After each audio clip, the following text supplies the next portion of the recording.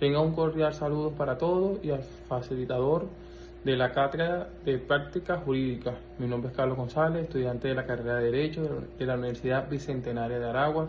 En esta oportunidad proceso a realizar el enfocado en la elaboración de los contratos generales y específicos. Comenzamos con el contrato admitido como el acuerdo de voluntades destinado a crear, modificar o extinguir obligaciones entre dos o más personas. Constituye la piedra angular de las relaciones jurídicas en el derecho privado. Comenzamos con elementos generales de la contratación y la técnica de redacción. El negocio jurídico contractual constituye la fuente primordial de las obligaciones. En el derecho privado, la transacción de la abstracción doctrinal a la práctica jurídica exige una comprensión rigurosa de los elementos de existencia y validez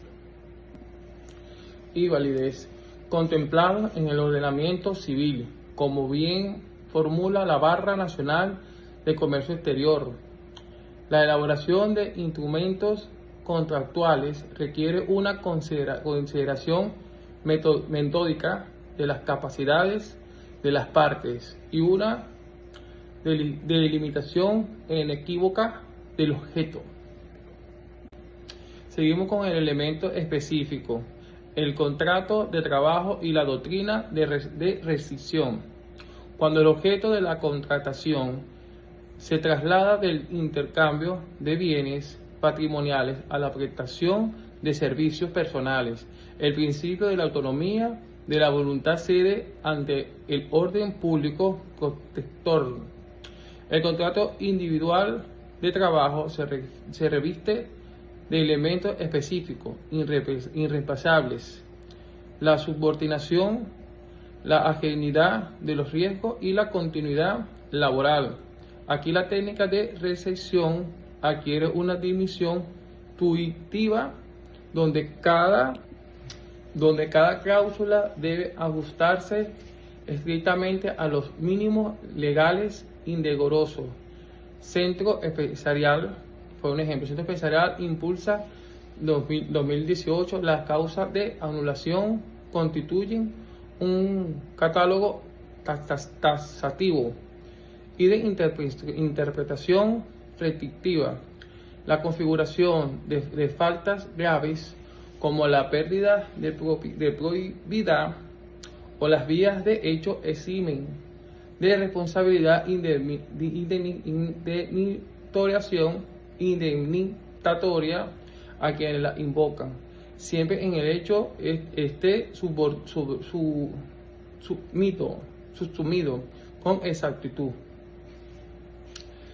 En la previsión contractual y legal, Rosenberg, de 1999, en su trabajo sobre legislación y práctica impositiva, advierte que toda modificación, suspensión o rescisión de los contratos laborales impacta de forma directa en la estructura de costos fiscales y parafiscales de la entidad.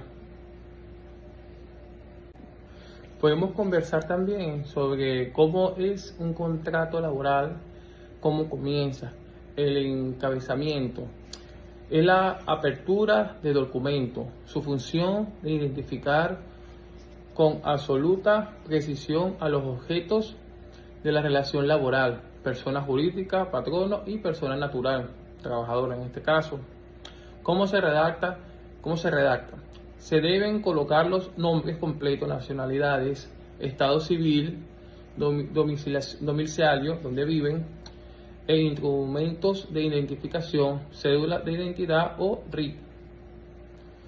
Si es una empresa, se debe especificar el registro mercantil donde se constituyó y las facultades legales del representante, el gerente, el apoderado o el que está en cargo de dicha empresa, dicho trabajo.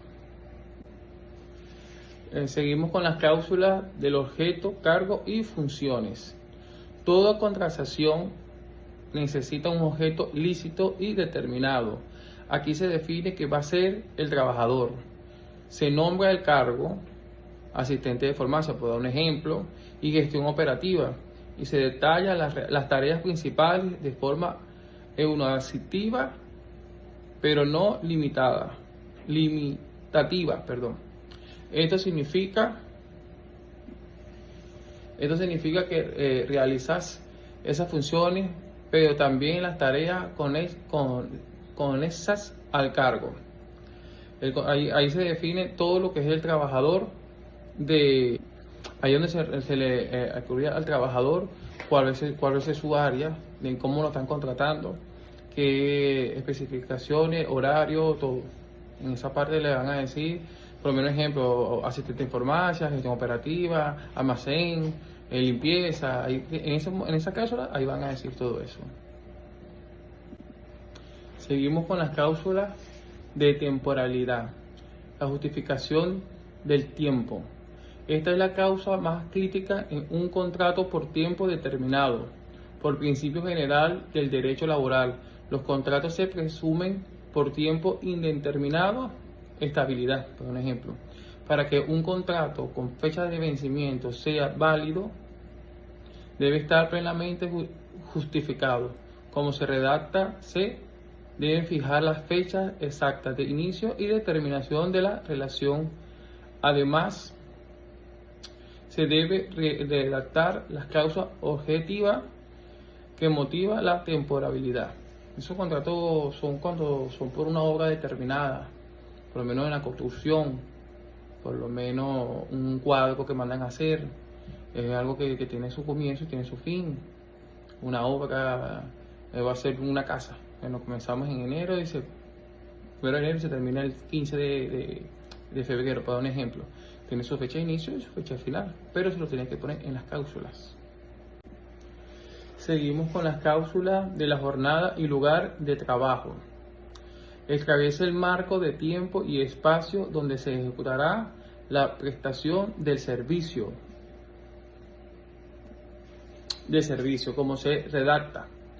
Se fija el horario, los días de la semana y el tiempo de descanso, que usualmente no se computa de la jornada efectiva. También se especifica la dirección exacta del establecimiento comercial. En esa parte vamos a identificar todo específicamente, la dirección, el tiempo, la jornada, las horas, todo en esa parte del contrato. Bueno, seguimos también. Cláusula de remuneración y cargas fiscales. Determina la contraprestación económica por el trabajo realizado. ¿Cómo se redacta? El salario debe escribirse en letras y números. Se debe detallar la frecuencia del pago, semanal, quincenal, mensual. Es técnicamente correcto añadir que sobre ese monto se realizará las retenciones de la ley de seguridad social, impuestos. Ahí se tiene que poner siempre específico todo lo que es impuestos, si seguro, caja de ahorro, todas esas cláusulas que de seguridad social e impuestos tienen que colocarse en esa parte, en esas cláusulas. Ok. Cláusula de recepción unilateral justificada. Establece los parámetros bajo los cuales el contrato puede romperse antes de la fecha de término debido al incumplimiento de una de las partes.